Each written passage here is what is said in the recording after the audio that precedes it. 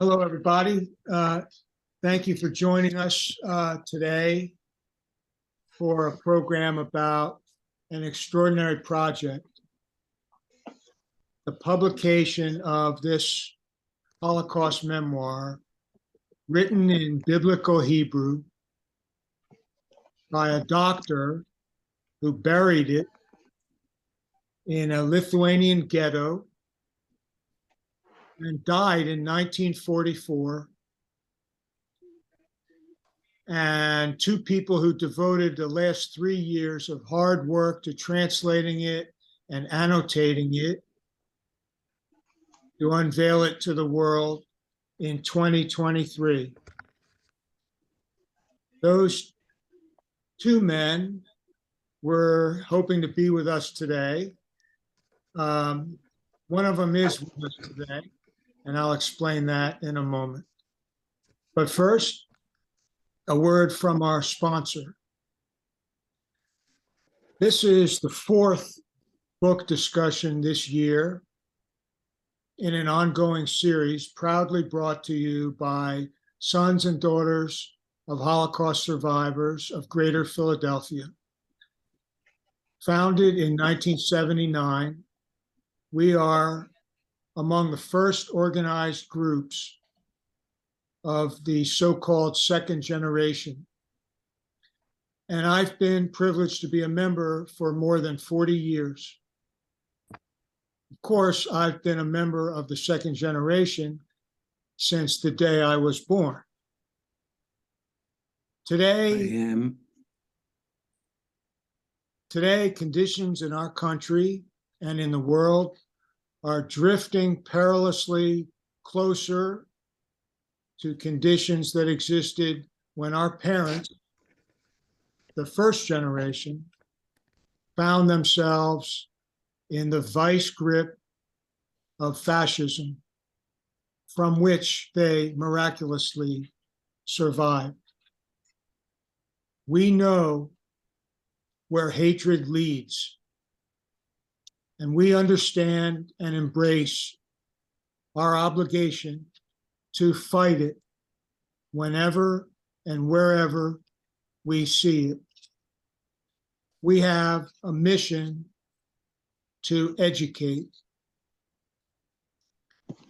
Lithuania, where this book was written, was home to Jews since the 14th century, and its capital, Vilnius, was a center of European Jewish life, bearing the popular nickname Jerusalem of Lithuania.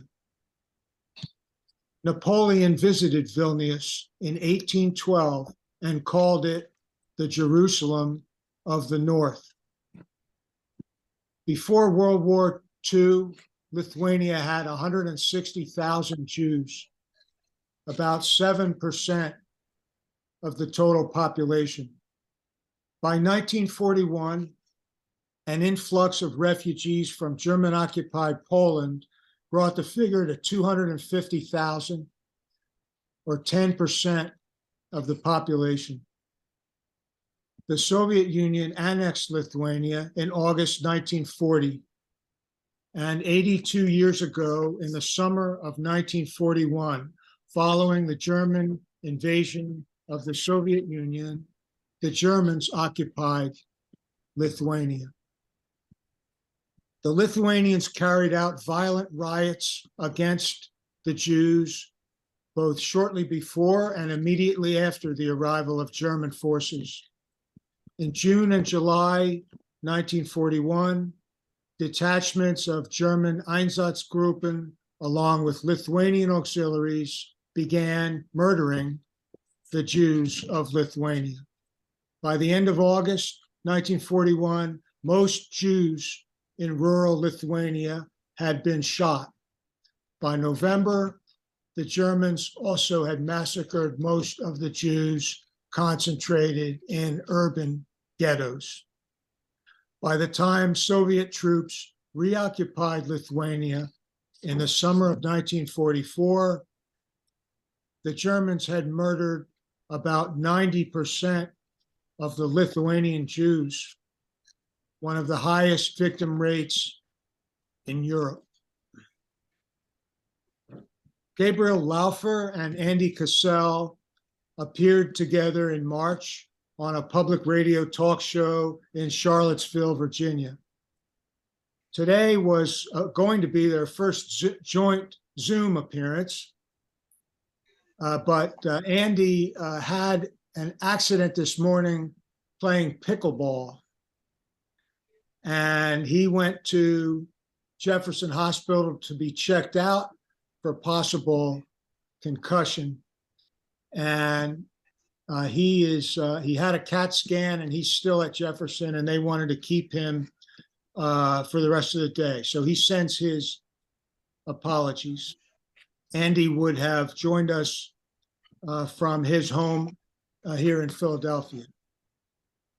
These days, the mention of Charlottesville conjures images of white supremacists carrying the torches, tiki torches, during the infamous 2017 Unite the Right rally, chanting, "Jews will not replace us." After today, you'll identify Charlottesville with retired University of Virginia engineering professor Gabriel Laufer, a son of 2 Holocaust survivors, a native of Budapest, who grew up in Israel. This is Gabby's second book, and both books are quite unusual. His 2018 memoir, titled A Survivor's Duty, juxtaposes the story of his father, a Hungarian Jew, whose parents, whose first wife, and whose infant daughter were all murdered, with his own experiences as an Israeli Defense Forces officer in 4 wars. And Gabby, I hope you will consider a return appearance with our Zoom audience to discuss that book, and I hope you will also touch on it in your remarks this afternoon. Andy Cassel, who is recovering from his pickleball accident at Jefferson Hospital, is not a child of survivors, but he is, like me, a child of the Philadelphia Inquirer, where he spent 23 years as a business reporter and columnist. He created and still lovingly maintains a website about his ancestral town in Lithuania, Kėdainiai, which happens to be the town where his grandfather was friends with the physician who wrote this memoir. I want you to note, please, that the book's publisher, Indiana University Press, is graciously offering a 30% discount on this book to those attending today's program. Just go to iupress.org. That's iupress.org. Easiest way to find the book there is to search for Cassel, Andy's last name, Cassel.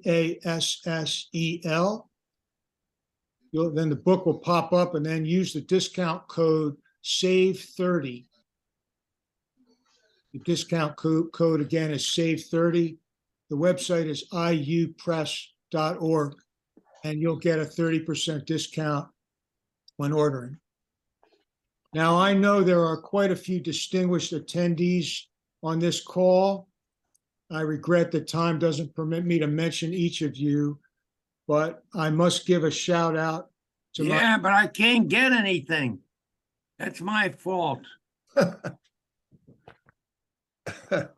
Okay, please mute if you can. Please mute. I must give a shout out to my dear friend and former colleague, the journalist and author Fen Montaigne. You want to wave to the audience, Fen? Thank you. As the Moscow bureau chief for the Inquirer and Knight Ridder newspapers during the fall of the Soviet Union, Fen took the initiative to report from Lithuania about elderly residents who recalled the annihilation of the Jews during the German occupation. And delighted that he was able to join us today. Finally, if you are a child of survivors, we encourage you to check out our group, Sons and Daughters of Holocaust Survivors. We have a website. We're on Facebook and Twitter. And aside from our book programs, we meet regularly on Zoom and in person. We're not exactly a traditional organization. We don't have officers or dues. Unmuted. Okay, now it's unmuted, but it's still no sound. What we do have is shared experience, perspective, What values, did I do? and affection. Please join us if you're interested. I overheard somebody say there's no sound. There should be a sound button on your, well, he can't. Somebody down there. What is it? It says top event brief. Okay, what did you just do? Leonard Sherbakov, It's mute. not muted.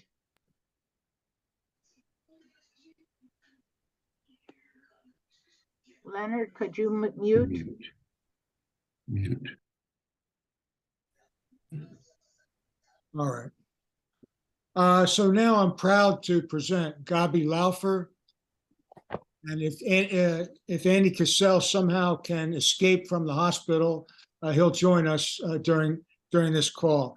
Gabi will take questions at the end, and this program is being recorded. Gabi, it's all yours. Thank you, David, for wonderful introduction.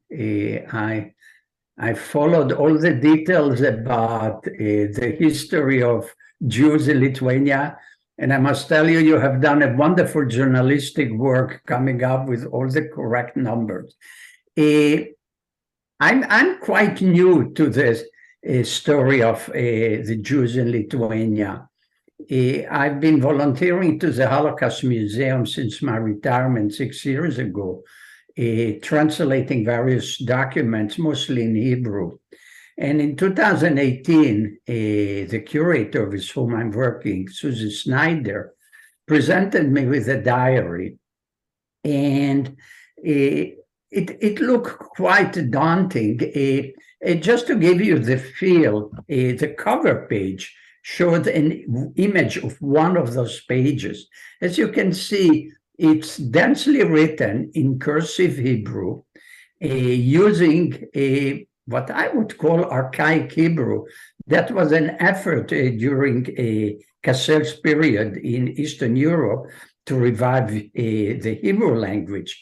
And since they were all graduates of yeshiva, they used the language that they learned in the yeshiva, which created a lot of serious translation challenges. For example, at some point he starts talking about the Germans and he says, and the Ashkenazis arrived. And I was kind of scratching my head, what does he mean? All of them were Ashkenazis there. They had no Sephardi Jews. They realized, of course, that was the archaic name for the Germans. So since 2018, I was working on this diary alone.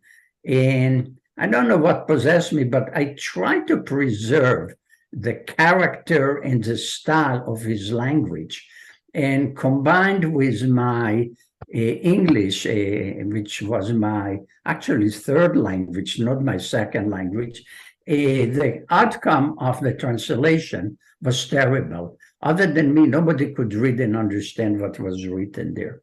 So I went back to Susie Snyder, asking her, what can we do? And she introduced me to Andrew. Andrew, without a doubt, writes English well. That's how he earned his living. And he was very familiar with the history of the ghetto in which the diary was written and the Jewish fate during the Holocaust. So he took upon himself to practically rewrite the diary while I was monitoring accuracy to make sure that we retain more or less the language or the content of the Hebrew original. While doing so, he was adding footnotes which were related to persons in Lithuania, to events that he was familiar with, while I was making the effort of identifying all the various biblical and Talmudic quotations that Pick peppered throughout the Hebrew write-up, finding their official translation and finding the source from which came. So at the end, we came up with a document which was a quite accurate translation, written in a language that modern English speaker can easily understand, and loaded with footnotes or annotations about events and about quotation. I think in all, we had well over 800 annotations. So that's about the process. Now, about the diary itself. The diary is made up of two parts.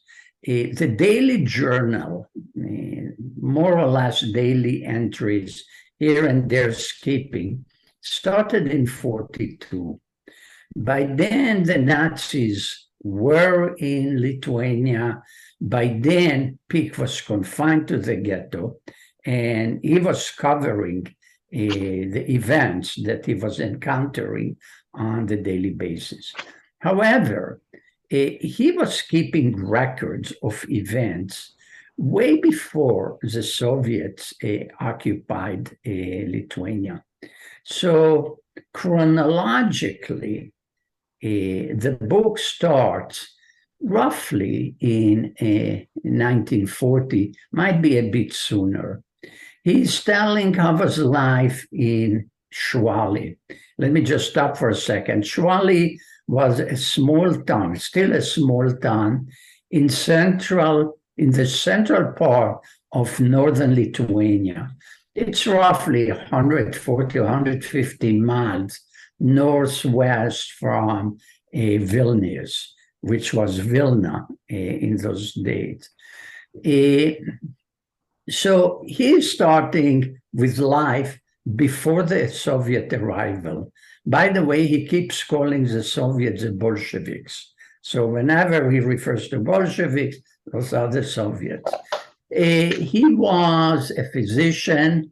He was a director of the internal medicine and infectious disease department in the municipal hospital. He was very active in the Jewish congregation. He was among those who founded the Hebrew school, raised funds to build the building in which the Hebrew school was operating. He was an incredible scholar.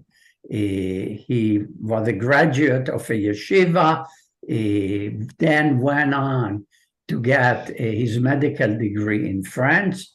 So obviously he spoke Yiddish, he spoke Lithuanian, he spoke French, he spoke Hebrew, as the diary attests, and he also spoke Polish and Russian. He keeps adding quotes left and right of European literature, so obviously he was very versed in literature. So he started with life in the pre-Soviet Lithuania. He hints to the existence of anti-Semitism, but in large, he describes a life of a respected person, comfortable economically, Jews feeling comfortable. And then slowly, anti-Semitism is growing, and more threats appear to Jews. But then the Bolsheviks, in his language, take over Lithuania as well as Šiauliai, and they start applying their communist rules. For example, his brother owned a factory and was a self-made a wealthy person. They practically took all he possessed, leaving him impoverished, and decided to deport him to an unknown place in Russia. So he multiple times complained how life deteriorated under the Soviet regime, but he keeps adding, had we imagined what would be under the Nazis, we would have recognized how fortunate we were to live under that regime. Barely a year after the Soviets took over, the Nazis took over. He is describing vividly the dread of the Nazis entering to Šiauliai, their understanding how life will now rapidly deteriorate. Somehow, at the early part of those discussions, is quite mute on the devastation that have befallen on the Jews of Lithuania, but he picks it up later. Statistically, about 8,000 people were murdered within 2 months from the Nazis' arrival from Šiauliai and the surrounding villages and towns. Šiauliai itself, the town, had before the Nazi arrival 8,000 people. By the time of the first wave of murders, there were only 4,000 left. At a later part of the diary, he tells it was almost a systematic method. They first robbed the Jews. He refers to a group that he calls partisans, but the partisans are not the partisans that we are thinking about. There are groups that during the Soviet rule were already Nazi-leaning, and now that the Nazis arrived, they became Nazi collaborators. The other title is the white armbands, because they were wearing white armbands to identify themselves. So they took very active role in robbing the Jews, rounding them up, marching them down to the forest where ditches were dug, and then the Nazis and some of the collaborators would order the Jews undressed and shoot them right into the ditches. So by September, when Pick, the September 41, when Pick and his family, his wife and his son, were forced into the ghetto, there were only 4,000 people left 4,000 Jews were left in the city, and they were all squeezed into a ghetto which was made up from essentially 2 city quarters. And from there on, the diary takes quite an interesting perspective of life in the ghetto. Aside from some daily events, he describes trends.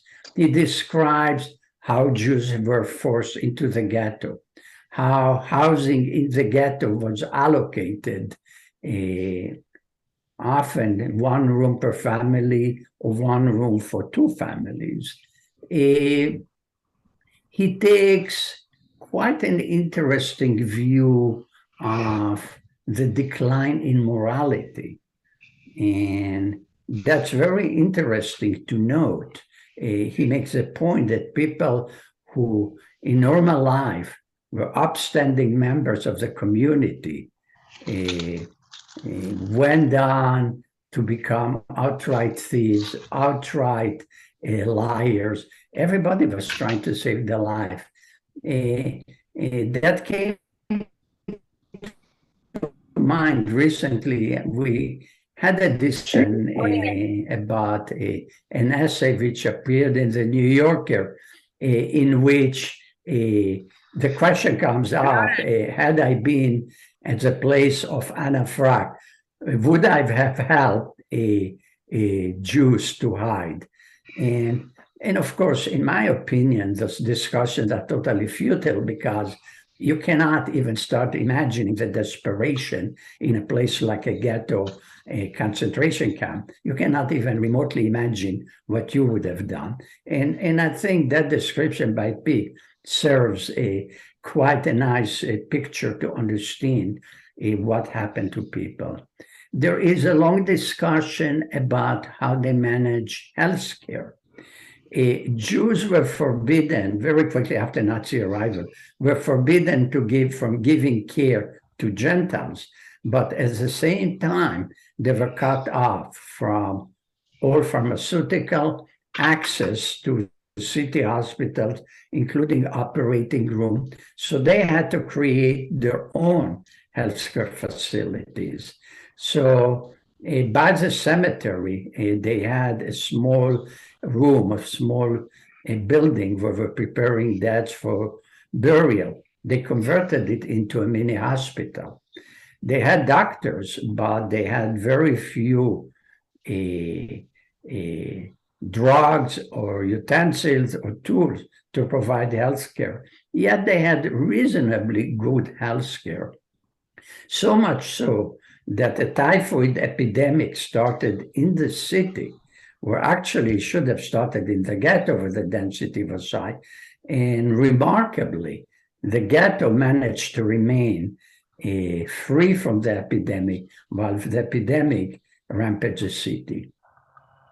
The diary, and so, throughout the diary, he of course expresses hope that they would be liberated soon. He's following very closely events at the front. Toward the end of the diary, he notes that finally the Allies, the US and Britain, landed in Normandy. And that was the last entry in his diary. He died the following day. He had some stomach ailments.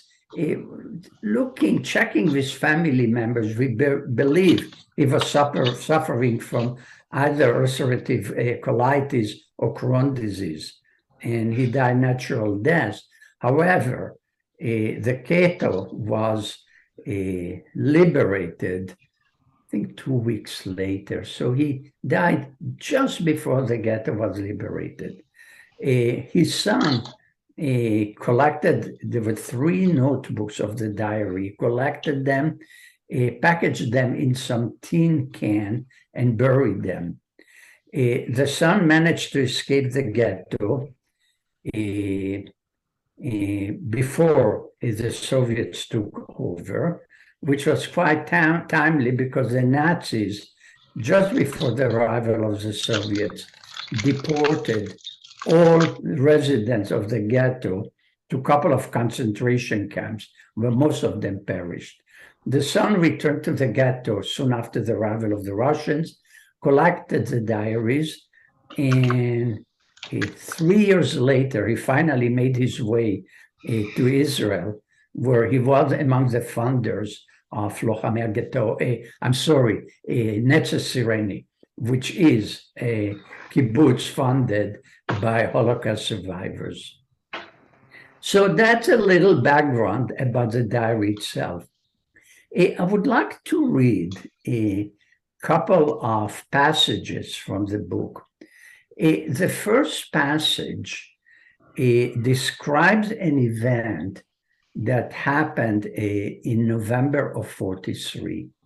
The Nazis and their Lithuanian collaborators entered the ghetto, forced all the adults out of the ghetto, collected the children under the age of 13, loaded them on trucks. The trucks took them to the train station, for which they were deported. The parents never could find out what happened to the children. We do know today that they were all deported to Auschwitz where they were murdered. So let me read a few paragraphs that describe that event. So the date is November 8, 1943. And he starts with a verse from a poem by Bialik, which reads, "Vengeance like this for the blood of a child, Satan has yet to devise." So it starts. A deathly silence has descended on the ghetto. Not a person can be heard in the street. Only mourning and mourning from every direction. Terror and desperation, bereavement and loss spread their black wings over the entire population, like dreadful birds of prey, piercing our chest and tearing at our hearts. Rachel is weeping for her children. This is obviously a quotation. Can you hear it? Mother, say it again. Mothers cry for their babies, torn away from them and now gone. Has such a thing ever been heard of? Has anything like this ever happened? They snatched children up to age 13 from their parents' arms and loaded them like freight into waiting trucks. When these were filled, they carried their cargo to the station. The heart is torn to pieces. We have no tears left to shed. Muffled veils carry through the air, and there is no more strength to live and suffer. Life has become meaningless. That our persecutors would do such a terrible thing must mean that we too are doomed. It is unimaginable that living people could be treated like this. So I'll stop that passage. Obviously, it tells very well, very vividly what happened. The other story, which is probably equally horrifying, at some point, the Nazis came up with an order that Jewish women could not give birth to male boys. And in his language, Pharaoh ordered killing the born boys. Here the decree is not even delivering them, which meant, since you could not tell in advance if it is male or female, all pregnancy had to be terminated. And so that was the role of the doctors in the ghetto hospital, to terminate pregnancies, all of them. However, some women managed to hide their pregnancies and brought babies to the world. Some of them were boys, some of them were girls, but not knowing exactly where the Nazis stand, and more importantly, what will be the punishment, fearing that entire buildings could be evacuated and the occupants murdered, they decided that they must kill the babies. Maybe? So yes. Gabi, Hello? let me ask you to hang on a second. Folks, there's a couple people who have not muted, and some of the noise is distracting. Would you please make sure that you are muted? Thank you very much. Oh, Gabi, I'm sorry to interrupt you. Go ahead. Please. Yeah, it's I could hear that. So they embarked on a mission of killing newborn babies. And so he has a couple of such description. What did that mean to him as a doctor, and of course to the community? So I will read one such passage.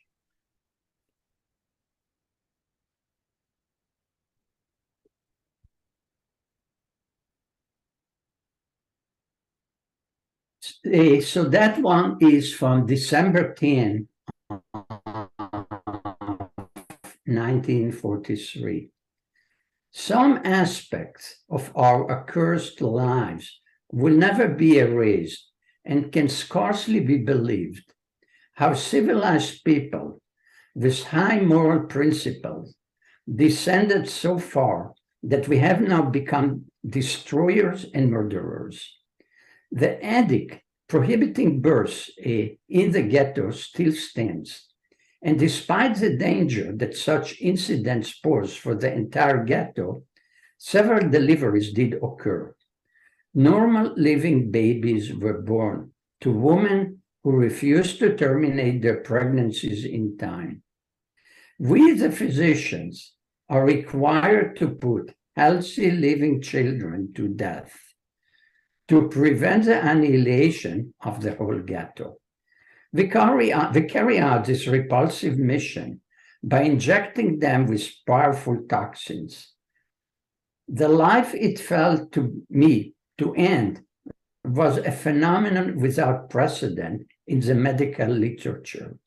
The child survived without food, without a drop of water or milk for 7 days. Dr. Burstein and I administered injections of morphine and heroin in quantities sufficient to kill several adults.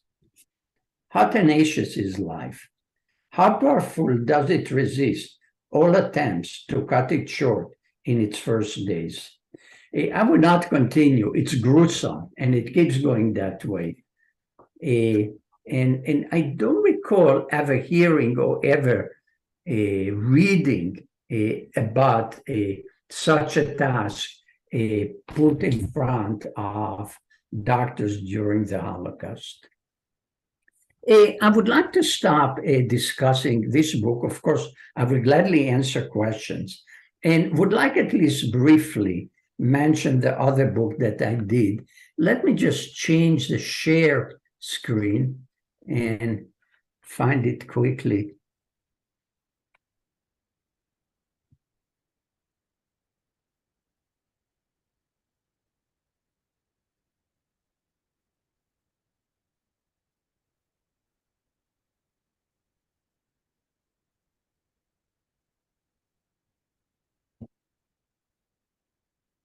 Okay, here it is.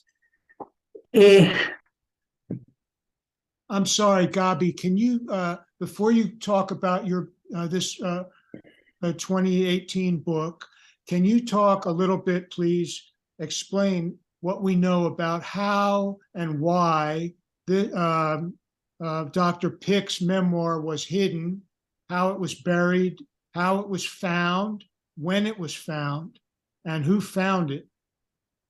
Yeah, so his son, Pick had only one son. His son recovered the diary, and as I mentioned, carried it with himself until he reached Israel, where he founded the kibbutz, or among the founders of a kibbutz. We don't know why, but he kept the diary to himself. He did not share it with anyone, and very few people knew about the existence of the diary. He passed away, I think, in the mid-90s, and his wife shared the diary with, there is a Lithuanian immigrant organization in Israel. She shared the diary with that organization, who transcribed it in Hebrew and published it. About that time, several Israeli newspapers got a word of the atrocities that happened in the ghetto and published articles how doctors were forced to murder babies, about the children transport. But other than that, the diary did not get any more attention. At some point, his widow decided to offer the diary to Yad Vashem. I'm not sure why Yad Vashem declined, and then she offered it to the U.S. Holocaust Museum. They received it in, I think, 2000 or 2010, and they kept it in the archive. Andrew found out about the diary about the same time that I got it to translate. And obviously, nobody was talking about it seemed like nobody was talking about the fact that I was doing that work. And Andrew decided he would like it to be translated. And he sponsored a translation effort in the museum, by the museum itself, which turned out to be a substandard translation. And then, as I told earlier, I was introduced to Andrew, and we finally completed that work in 2021, and the book appeared last April 2023. Thank you, Gabi. And we know that if Andy were here, he would explain how he had a personal connection, right? His Correct. His grandfather knew Dr. Pick, right? His grandfather, you are right. His grandfather was friend with Pick, and they together prepared a compilation of Yiddish songs, several hundred of them, and published it as a book. I think it was joint effort with other people, but they took, if I believe, a leading role in the arrangement of that compilation. Andrew even had a picture of his grandfather posing with Pick. So absolutely, Andrew had personal interest in the ghetto, in Pick, and in Lithuania. Speaking of that, he now planning to travel to Lithuania this summer and even talk about the book in Šiauliai. Thanks. That's great to hear. And speaking of Šiauliai, it's not a tiny town, right? It's isn't it the third largest municipality in all of Lithuania? Correct.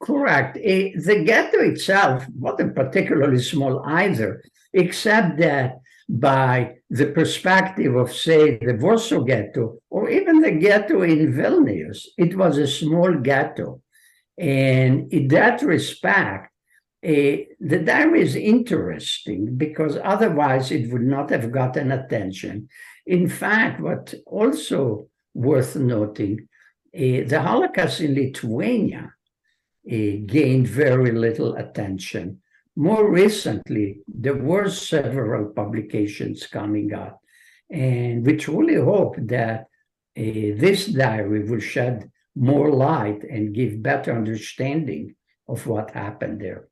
Well, thank you. And we know that the authorities in contemporary Lithuania are busy distorting the history, just like they are in many other countries these days.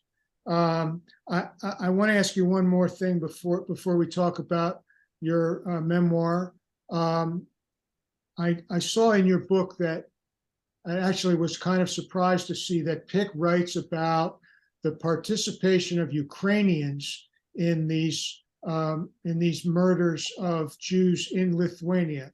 And it wasn't just, certainly it wasn't just Germans. We know about Lithuanian detachments who actively were involved in killing the Jews of Lithuania. I hadn't realized the extent of the participation of Ukrainian detachments in these killings in Lithuania. Can you shed a little bit of light on that? Well, I don't know that I can tell you more than what I was reading. He's talking mostly about Ukrainians and about the white band people, ransacking Jewish homes, collecting so much treasure out of those homes that the Nazis had to slow them down, because obviously the Nazis themselves were interested in all those assets, and they were fearing competition from the Ukrainians. I can give you a different comment, however.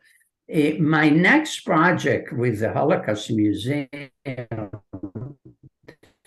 was translating a collection of poems and essays written by a person in the only Jewish town outside of Palestine. It was called Trochenbrod. It had 5,000 Jews. That writer was, of course, among them. The town was erased by the Nazis and the Ukrainians during the Holocaust. The point I would like to make, however, is not so much that story, but the fact that the number of Jews murdered in Ukraine was 1.5 million. I never realized until working on that 1/4 of the murdered Jews were murdered there. So I don't know much about the Ukrainians in Lithuania, but it feels consistent with what I was reading about what happened in Ukraine. Thanks. I guess before we go on to talking about your memoir, I wonder if now would be a good time to see if anyone else has questions about Pick or about your work on that memoir. Sure, go ahead. If anyone has a question, just go ahead and ask, please.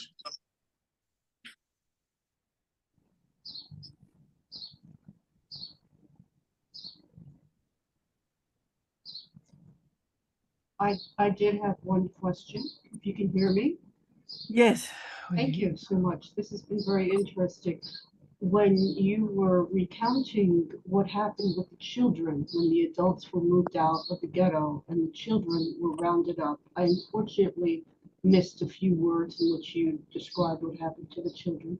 Were the children were taken away? Were they killed? Yeah, so they actually did not know factually what happened. Okay. They tried to figure out where the train, it was the train, one train, where the train went.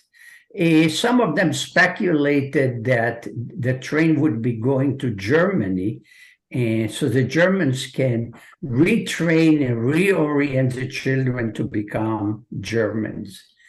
Then word came that the train went by Vilnius.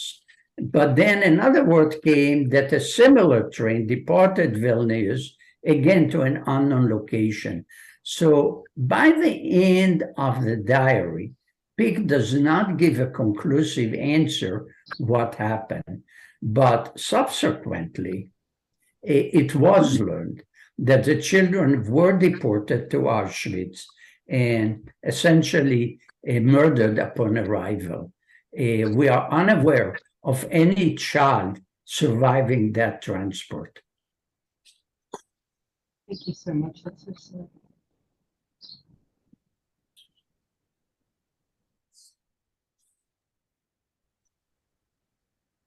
Thank you. Any other questions at the moment? If not, Gabi, please. I have a question. Okay. I have a question. Can you hear me? Yeah, I hear you. Okay.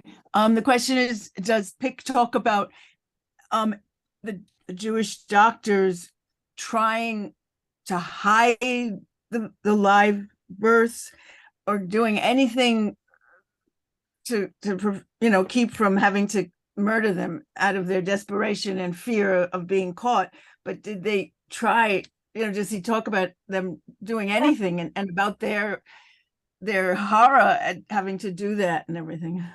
The doctor themselves could do nothing. In earlier entries, he's describing the story that a German nurse was added to the hospital. And they knew damn well that that nurse was not nurse. It was just a spy. So once any baby was delivered in the hospital, they could not possibly hide it. In fact, they had to kill the baby as quickly as possible before the nurse figures it out. And so if the baby was killed and the nurse finds that baby, they can always say that the baby was aborted before birth. But there is a story of at least one woman who managed to deliver the baby. A nurse or midwife helped her deliver the baby. The baby was delivered outside the hospital and the baby was saved. So there is at least one story that I know about, but the doctors themselves were quite helpless. Why didn't they kill the nurse? The nurse spy. It just seems so strange that they went along with that. I don't know. You know, those are a lot of things. I myself ask, even in the perspective of my own book or the history of my father, why didn't they resist? Why didn't they do anything? And I just give you, one example. So in Hungary, the deportations became extremely urgent and extremely effective. And they would send 3 trains a day with 3,000 or 4,000 Jews to Auschwitz, all of them to be murdered. And I was thinking, what if they were just resisting uploading them on the train, making it more difficult? It would have delayed at least one train at the back end to the point that that train, the passenger of that train would not be murdered. 3,000 lives could be saved. And the point is, as I said earlier, you don't really understand the desperation, the sense of helplessness that you get. They have been diminished for years.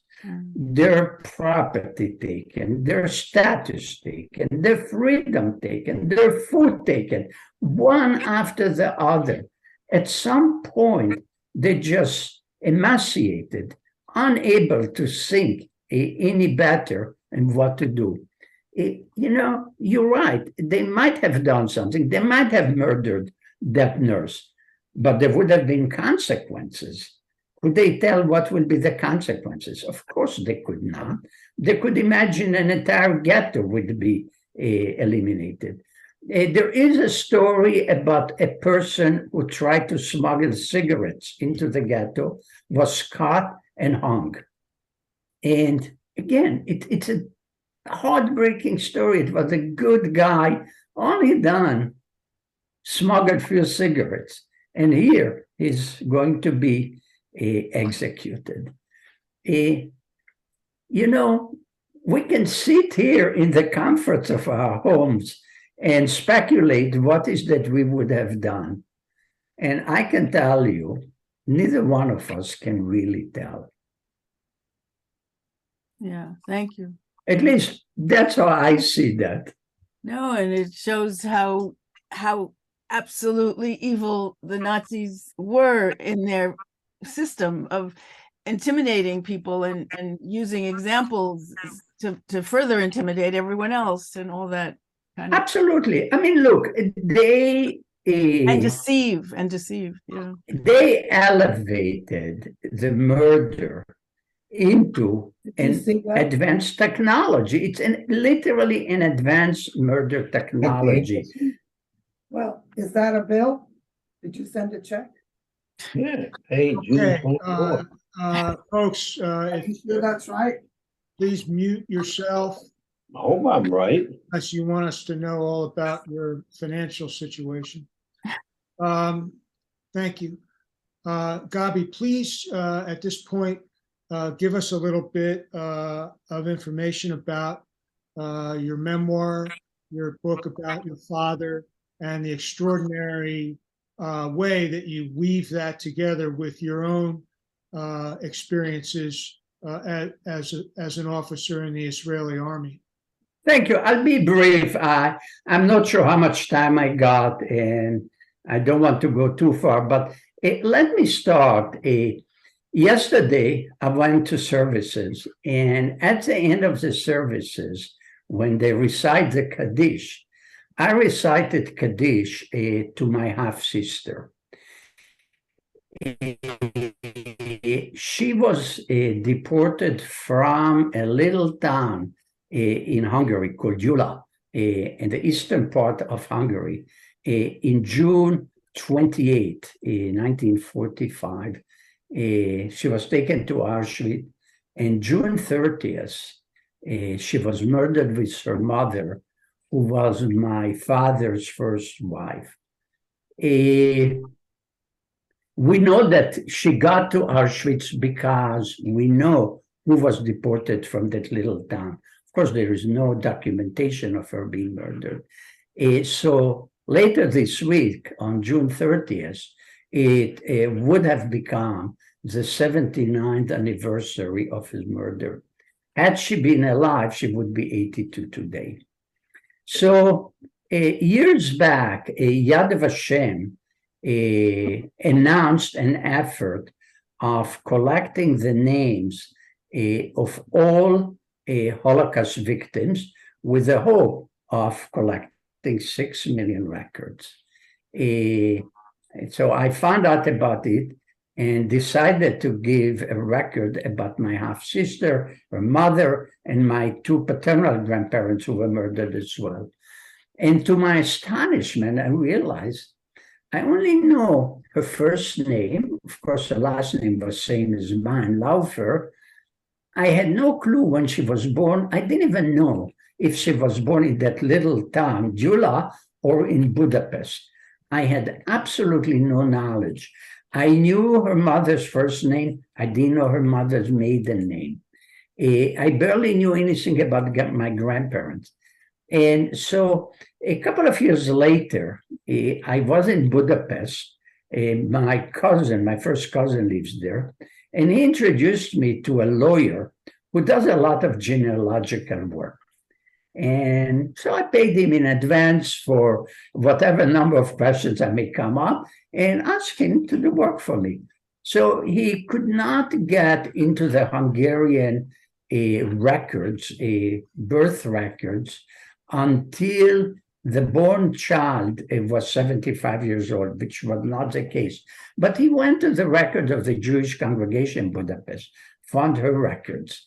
Then I asked him to go to the records of the Budapest Bar Association, see what he can find about my father.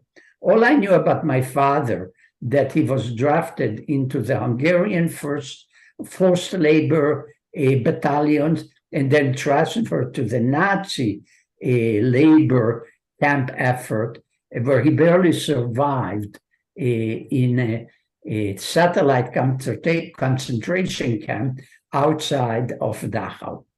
So you can see that that started a years-long effort of learning more and more about what happened to my father.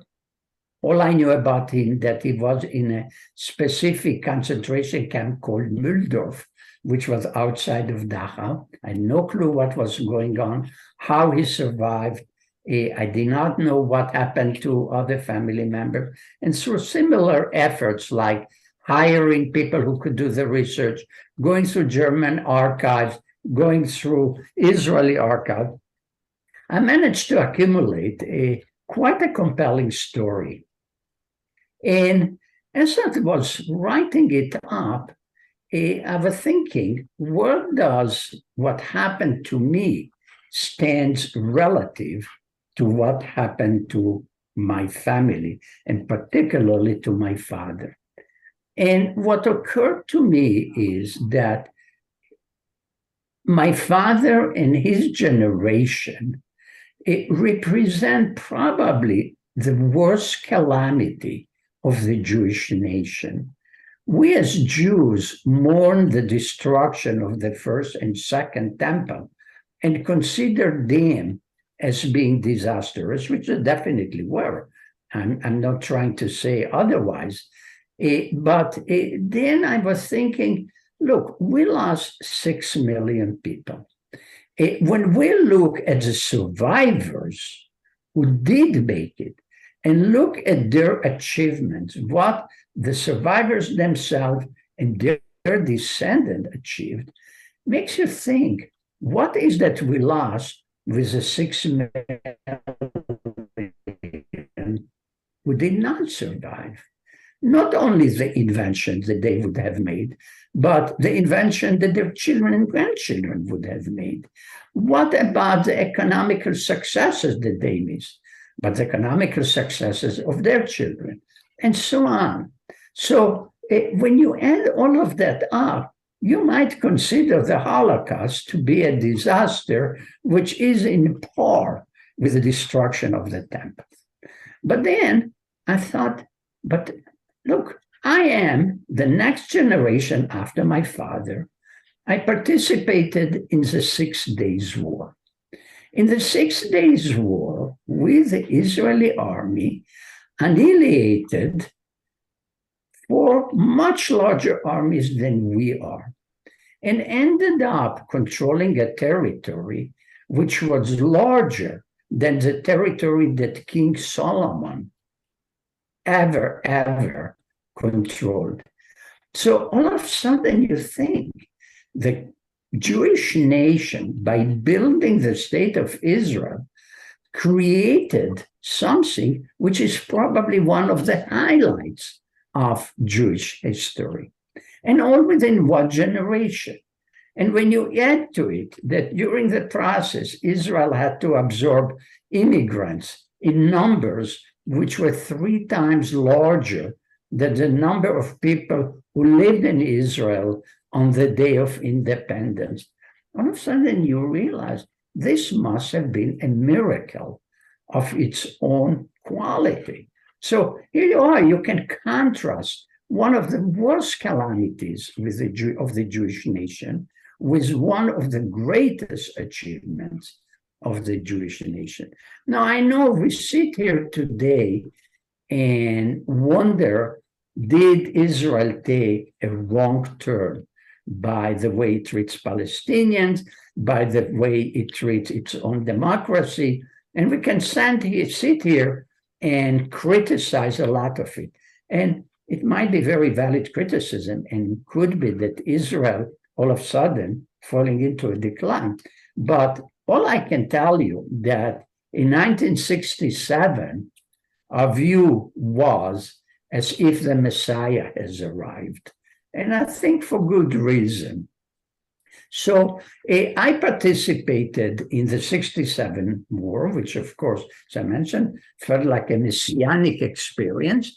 Then I participated in the Yom Kippur War, which already then almost spelled the destruction of the state of Israel. But we managed to survive. And then 9 years later, Israel invaded Lebanon. It was a war that the prime minister at that time labeled as a war of choice. I was drafted to that war, and I remember coming home telling my wife, you know, it might have been war of choice, but I don't recall him calling me, asking if I want to participate. So you can see that within a span of less than 2 decades, we went through different phases, which to me seemed to be very interesting when they contrasted with my father experience.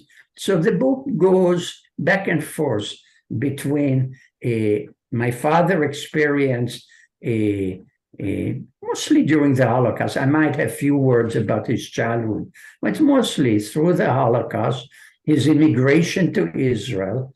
And then I don't talk much about me growing up in Israel. I got to Israel when I was a year and a half old.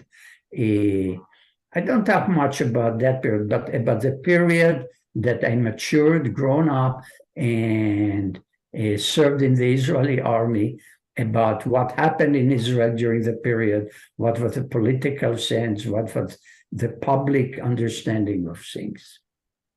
The quote that you chose for your title is a quote from Elie Wiesel. Can you talk about why you selected that? Yes, I was struggling with how to call the book. And let me just read the quote.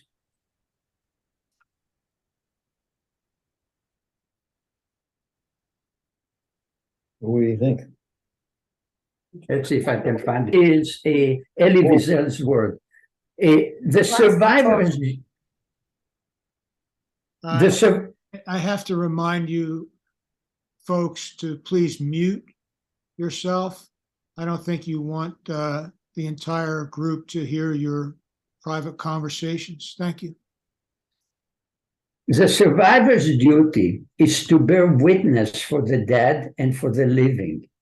He has no right to deprive future generations of a past that belongs to our collective memory. To forget would be not only dangerous, but offensive. Confirmation. To forget the dead would be akin to killing them a second time. So when I stumbled on that, it sort of called itself. That's what you need to call your book. And I hesitated for a long time. Do I even want to write it? Do I want to publish it? I spent a lot of effort, mostly about my dad, recovering the information about him, but also about myself, a better understanding what happened during those periods. And if nothing else, I felt I wanted to give to my children as a record of what happened to the family. But later on, I thought that the insight of seeing the contrast between the birth of the Israeli nation and the calamity of the Holocaust would be an interesting effort. So Absolutely. Can you tell us, Gabi, about the items that you chose to put on the cover? yes, so the yellow card at the center of the page, that's the registration card of my father when he arrived to the satellite camp outside Dachau. Let me just add to it. He arrived to Dachau from Hungary 3 days earlier, where they registered him through a long form registration. His family, his wife, his occupation.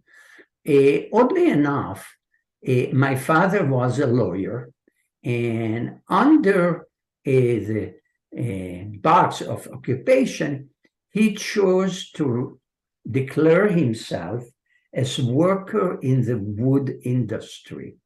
To me, it seemed to be just unbelievable insight to understand that where he is going, being a lawyer is hardly an advantage, but knowing something about timber and lumber would be beneficial. Mühldorf was about 60 miles east of Munich, where Dachau is.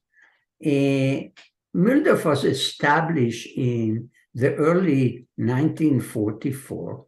At that time, Germany was already losing the war, and their only hope was to come up with some revolutionary weapon that might change the course of their war. At that time, they already developed, tested, and flew the Messerschmitt, I think it's 236. It was the first jet fighter ever developed. And it demonstrated fantastic superiority against both American and British air forces. The only problem was they needed to build them in quantities of 700 per month, but they could not start up any industry because the British American had such an extraordinary air superiority. Anything they would start building would be bombed out. So they decided to build some giant bunkers and have those manufacturing facilities put in those bunkers. Mühldorf was selected for one of those bunkers because it had a railroad track leading to it, which was obvious. They needed train transportation. It was next to a river, which would supply water for the concrete and gravel for the concrete. The only problem they had is labor. By then, most of the men were either at the front, dead, wounded, or clearing rubble in the cities. The last source of labor they could find was in Hungary, which they captured only a few months earlier. So that's how my dad ended up in murder. What of course seems to be strange, that was their last source of labor. Yeah, they were intent of killing everybody. So they were feeding them starvation diets, which would last them only 3 months. But anyway, so the yellow card is the registration for that camp. To the right, that's a canceled Israeli passport. And to the left, it's my picture on my high school graduation diploma. Thank you. We have a question from Dr. Janie Feldman. Thank you for your presentation. I have to apologize. I missed the beginning remarks, so I may have missed something you said. My father is from Munkach and a survivor of Auschwitz, and I'm wondering if he's from the work camp that you were just describing, but that's not my question. My question is, given the rise in anti-Semitism, unfortunately, in these recent times, particularly in the United States, I'm wondering what your thoughts are in terms of, could it ever happen again? The short answer, absolutely yes. And I tell you why. When you think what brought the rise of Nazism in Germany and then in other countries, the Nazis managed to capture all the information outlets, and they were spreading their information without any contradicting information or any way for most people to know what the reality and what is not. Now, of course, we are living in absolutely open society. We can speak and we can say whatever we want, but what concerns me is that there are so many people who still today believe, for example, that the 2020 elections were stolen. I mean, despite all the evidence, I think 30 or 40 million people in America believe the election was stolen. If you can create such a massive channel of disinformation, makes you wonder, can't you reproduce what the Nazis did? And my opinion, yes.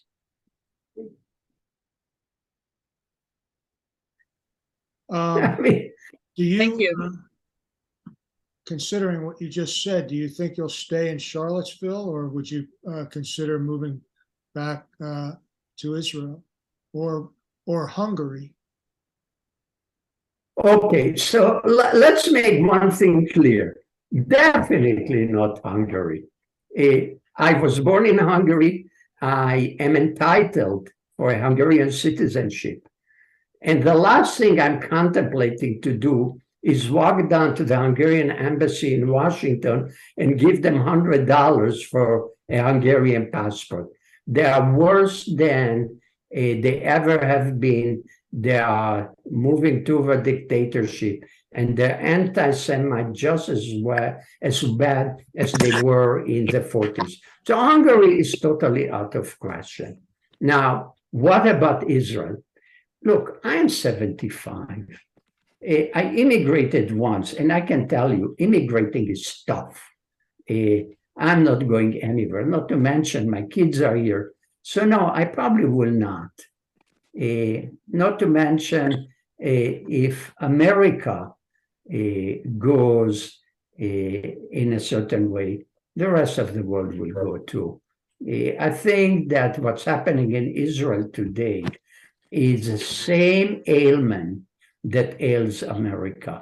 Half of the population believes in truths which are not true, and consequently votes in a way that they should not vote if their own interest was in front of them.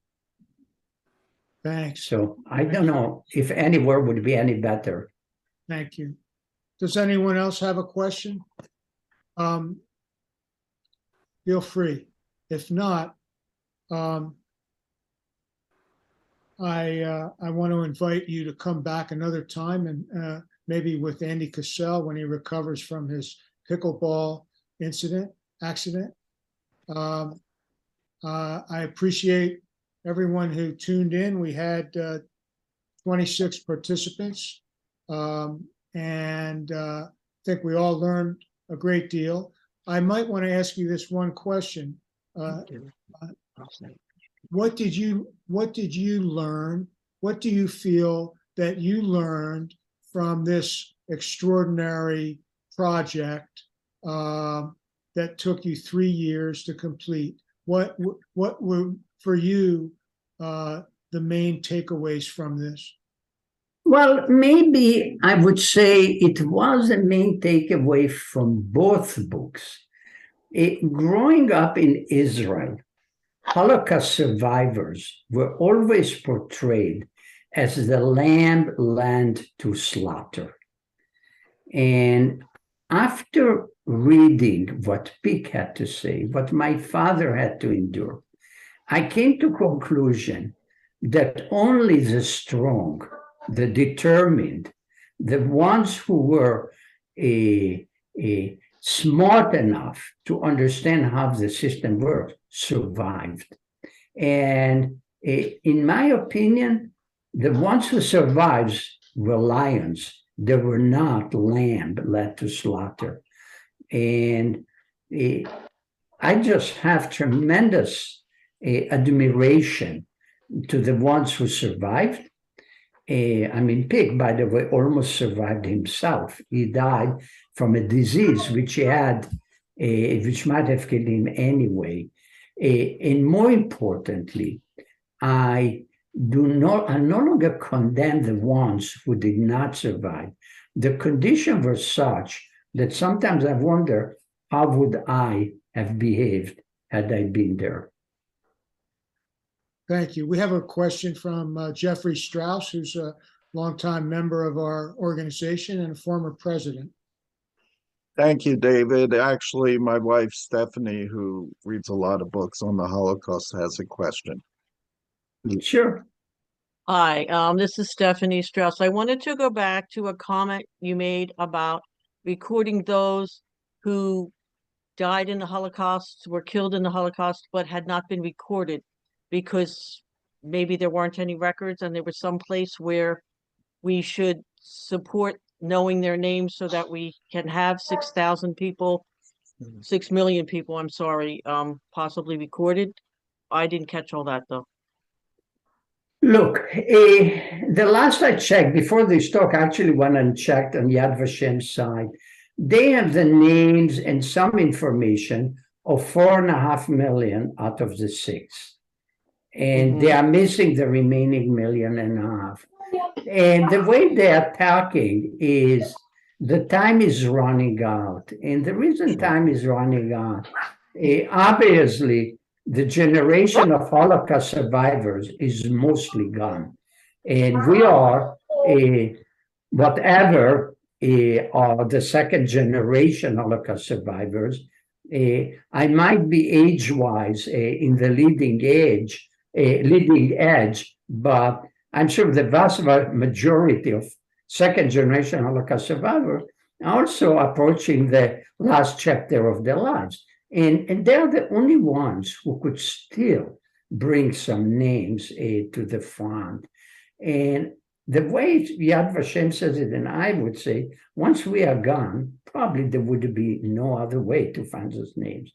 And just to give you an example, Yad Vashem has an album. They call it the Auschwitz album. It's a picture album taken by an SS officer.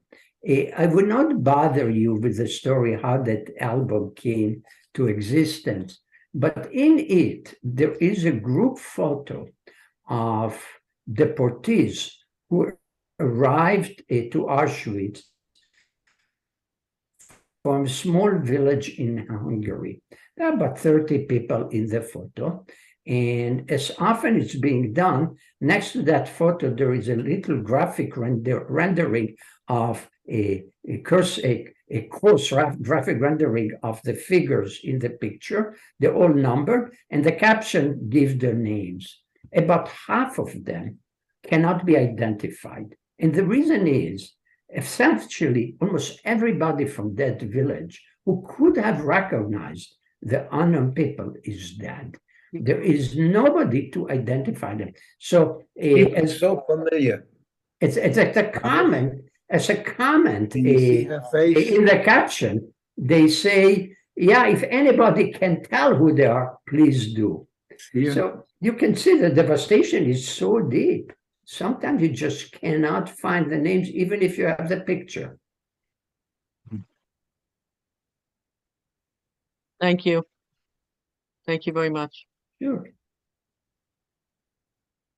Any final questions for our guest? Okay, well, thanks, everybody. Thanks again to everyone who participated. Gabi, thank you for your time today. It was an enlightening and really quite an unusual and extraordinary presentation. And we wish you much luck with the new book. How can folks get a copy of your earlier book, A Survivor's Duty? Yeah, I checked. Simply go to Amazon, Google it under my name, Gabriel Laufer. It will show up. That's the easiest. Okay, all right, great. So much. This was amazing. All right. Thank you. I enjoyed being here and appreciate you inviting me and listening to me. It was our honor Yes, sir. to Thank have you. you today. Thanks very much. Yeah, thank you. Take care, everybody. Wow. Yes, you too. Thank you. Bye. Bye-bye.